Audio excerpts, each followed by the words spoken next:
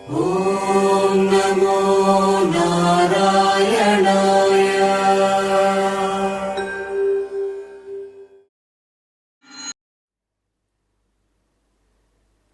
గీతామృతం ప్రేక్షకులకి పునఃస్వాగతం. వైశాఖ పురాణం చతుర్థ అధ్యాయ. వైశాఖ ధర్మ ప్రశంస.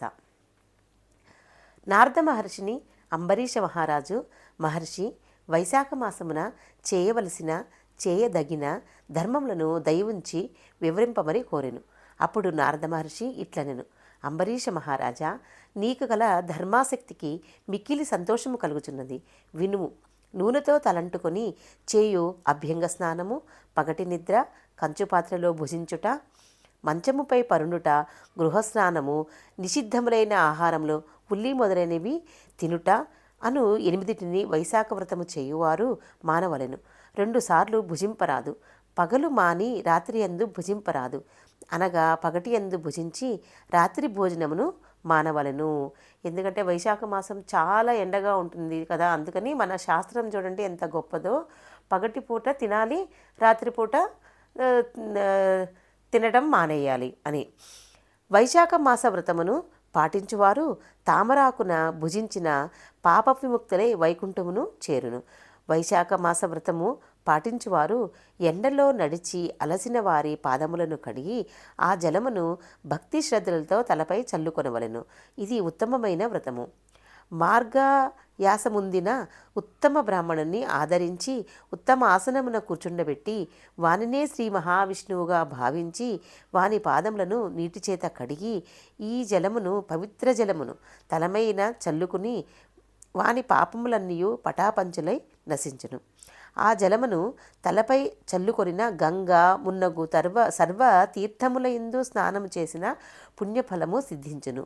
విష్ణు ప్రీతికరమైన వైశాఖ మాసమున నది తటాకాది స్నానము చేయక, తామరాకులు మున్నగు ఆకుల యందు ఆహారము భుజింపక, విష్ణువు పూజ చేయక కాలము గడిపిన ప్రాణి గాడిద కడుపున పుట్టి తరువాత జన్మల యందు కంచరగాడిదగా జన్మించును. ఆరోగ్యవంతుడై ఉండి దృఢ శరీరము కలిగి స్వస్థుడై ఉన్నను స్నానాదులు లేక వైశాఖ మాసమును గడుపువారు పిశాచమై ఉండును. శ్రీ మహావిష్ణువును ధ్యానించుచు నదీ స్నానము ఆచరించువారు గత 3 జన్మలలో చేసిన పాపములు కూడా పోగొట్టుకొనును. ప్రాతకాలమున సూర్యోదయ సమయమున సముద్ర స్నానము ఆచరించినచో 7 జన్మలలో చేసిన పాపములను కూడా పోవును. జాహ్నవి, వృద్ధగంగా, కాళింది, సరస్వతి, కావేరి, కృష్ణ, నర్మద అని గంగానది 7 విధములుగా ప్రవహించి సప్తగంగలుగా ప్రసిద్ధి చెందినది.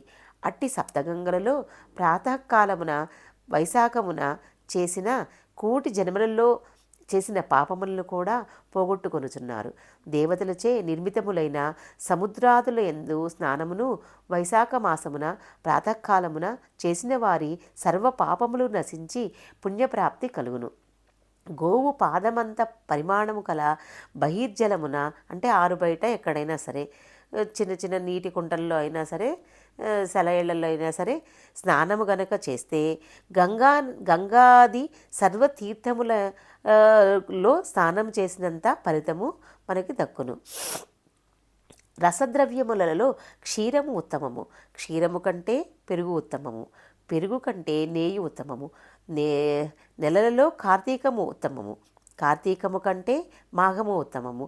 మాఘము కంటే వైశాఖము ఉత్తమము. ఇట్టి వైశాఖమున చేసిన పుణ్యకరమైన వ్రతము, దానము మున్నగునవి వటవృక్షము వలె మరింతగా పెరుగును. కావున ఇట్టి పవిత్ర మాసమున ధనవంతుడైనను దరిద్రుడైనను యథాశక్తి వ్రతము ఆచరించుచు బ్రాహ్మణునకు లేదా ఎవరైనా ఒక యోగ్యునకు, అంటే దానం తీసుకోగలిగిన యోగ్యత ఉన్నవారు ఎవరైనా సరే వారికి యథాశక్తిగా దానము ఇవ్వవలెను. కందమూలములు, పండ్లు, రేళ్ళు, కూరలు, ఉప్పు, బెల్లము, రేగుపండ్లు, ఆకు, నీరు, మజ్జిగ మొదలుగు వారిని ఇచ్చినను కలుగు పుణ్యము అనంతము. కావున యథాశక్తిగా దానము చేయుట ఎట్టి వారికైనను ఆవశ్యకము.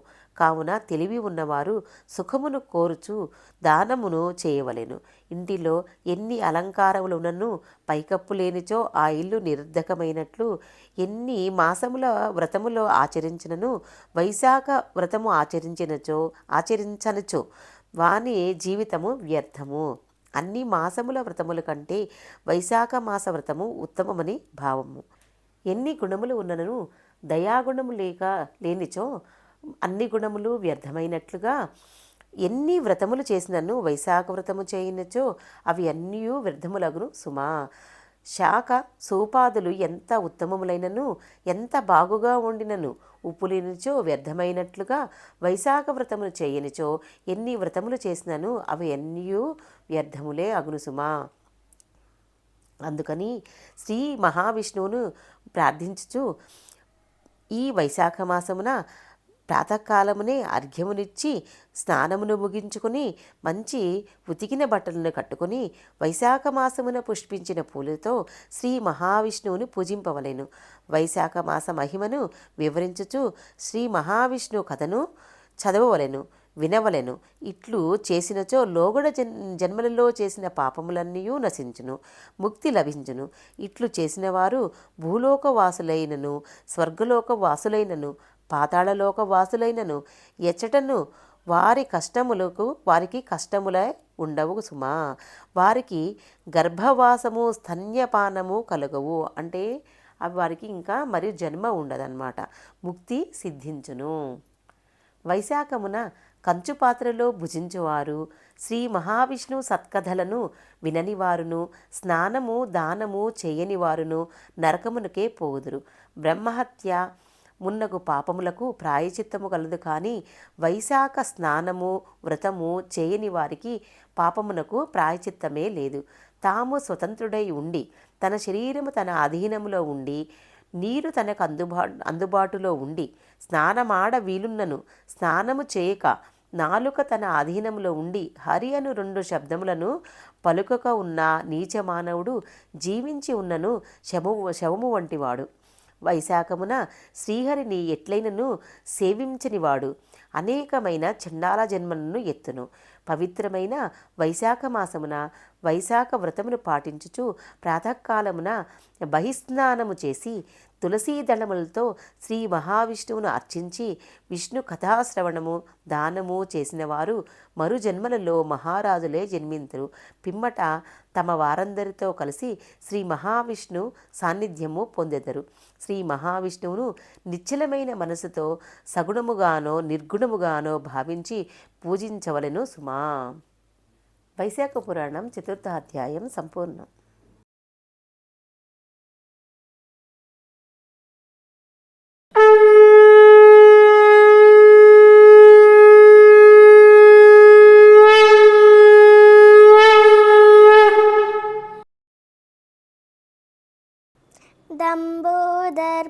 दम्भोदर्पोऽभिमानश्च क्रोधः पारुष्यमेव च अज्ञानं चाभिजातस्य पार्थ सम्पदमासुरीम्.